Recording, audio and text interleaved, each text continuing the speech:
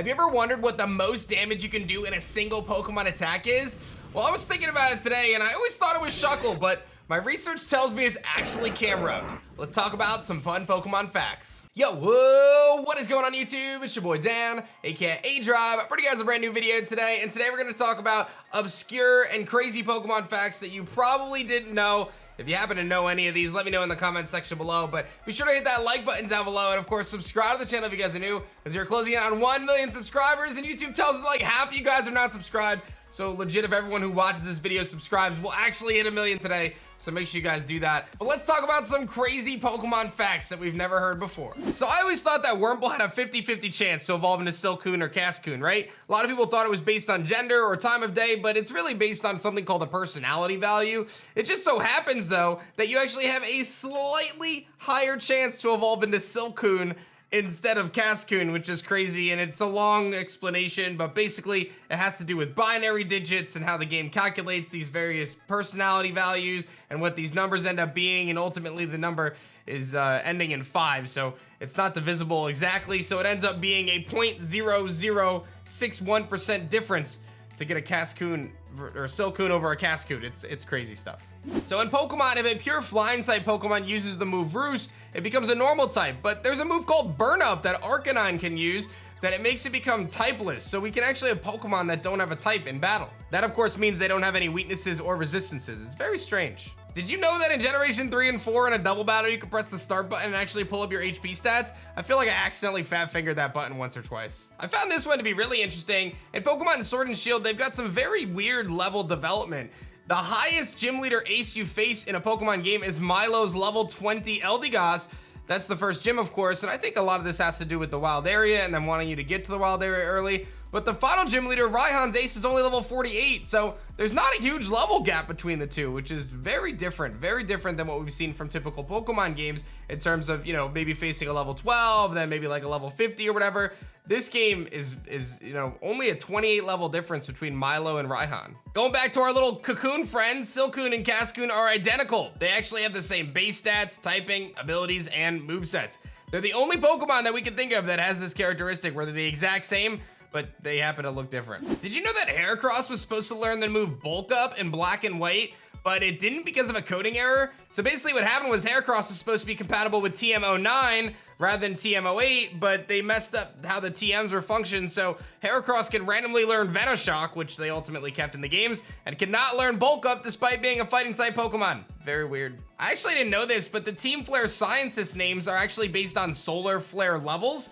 Solar flares are classified from the weakest to the strongest from A, B, C, M, and X, which are actually the initials of the Team Flare scientist, up to 0-sick, right? It's pretty cool. Did you know the Pokemon Snorlax was actually based on a Game Freak designer named Koji Nishino, who, like Snorlax, loves to eat? Once he got so hungry that he ate everything in the office fridge, apparently. I gotta ask you guys, if there was a Pokemon that you were based off of, or a Pokemon based off of you rather, what would it be? Let me know in the comment section below. And did you know that in Pokemon games, there are various common Pokemon that are considered static? In Pokemon X and Y, the first Pokemon you encounter on Route 2 is always a level 3 Pidgey with Keen Eye. In Omega Ruby and Alpha Sapphire, you always run into a level 3 Wurmple on the first route. And in Sun and Moon, you always run into a Pikipek, level 3 with Keen Eye as well. So it seems as though Pokemon likes to make sure they know what you're gonna run into on your first encounter, no matter who your starter is. Did you know that there's only 3 family lines of Pokemon that have appeared in every single regional Pokedex? The Psyduck line, the Magnemite line, and the Zubat line. They happen to be in every single game, every single regional dex. Actually pretty crazy stuff. And now we're gonna talk about the biggest damage move, and I dug on the internet, I looked around. This is the craziest thing I could find. I saw a lot of posts talking about Shuckle dealing 721 million damage by utilizing Noibat and Ice Ball and some really cool mechanics, but I came across this, and I don't know if this can be trumped. This was pretty nuts stuff. So shoutouts to a Naughty Cat and a Naughty Bird who put this together, and we actually have the showdown footage here of them doing this, and they kind of explain it through that. All right, so I'll do my best to explain kind of how this Camerupt strategy works. Camerupt's attack stat starts at 181, and after all 3 Shuckle power tricks and then a power split to share their attack, it ends up at 553. Mimikyu then charms the Camerupt to get it to negative, and Artillery uses entrainment to give Camerupt Sniper, so that's gonna multiply its critical hit moves. Then Smeargle uses Reflect type onto an Alolan Sandslash to become Ice and Steel typing, making it incredibly weak to fire moves, obviously. And then it uses Roleplay to copy the ability from a Beware, Fluffy, to make an even bigger multiplier against fire type moves. Beware then uses Baby Doll Eyes to remove Camerupt's, or to drop Camerupt's attack even further, and Smeargle adds a Forest Curse, which is going to add the Grass typing to the Ice and Steel Smeargle, making it Ice, Steel, Grass, and Fluffy ability, which is pretty wild. Mimikyu comes back in to Baby Doll Eyes the Camerupt, getting it to lower its attack even further, and then the Smeargle uses Sacred Fire on the Mimikyu, and Camerupt can use the Fire Red Leaf Green Move Tutor move Mimic to essentially learn Sacred Fire, which is going to be its strongest attack and allow you to deal this massive damage. Then we see Topsy Turvy, which is going to reverse all those negative stat drops to positive stat boosts, and Oranguru is going to trick a Life Orb to the Camerupt, and Camerupt will use Focus Energy to increase its critical hit ratio.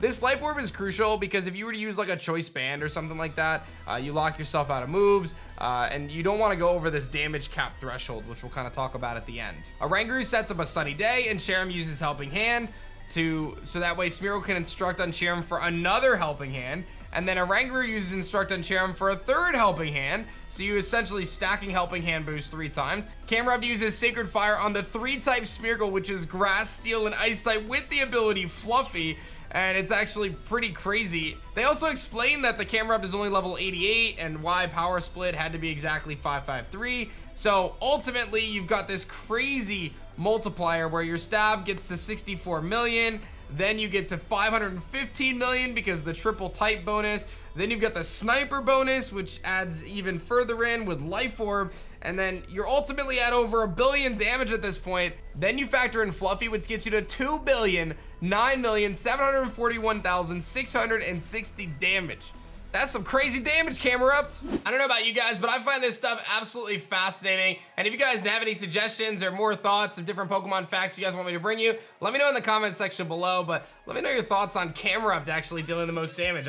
I couldn't find another instance of anything more than this, despite, like I said, many Shuckle damage of 700 million, things like that. I've seen Swampert involved, I've seen Combee involved, Noibats, but this one seemed to be the most convincing with Camerupt doing 2 billion damage with Sniper, with crits, with Eruption on a 3 different typings, Ice, Grass, Steel typing.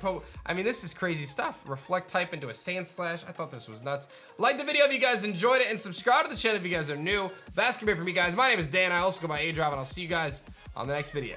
Peace.